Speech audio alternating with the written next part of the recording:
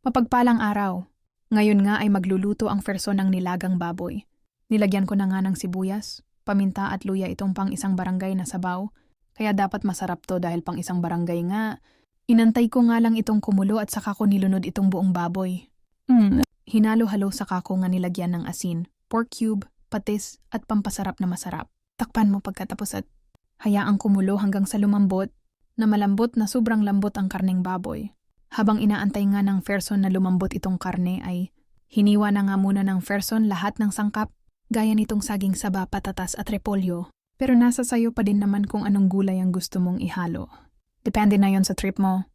Nung malambot na nga ang karne, ilunod na din natin ang saging saba at patatas. Pakuluin hanggang sa maluto. At saka natin isunod itong repolyo.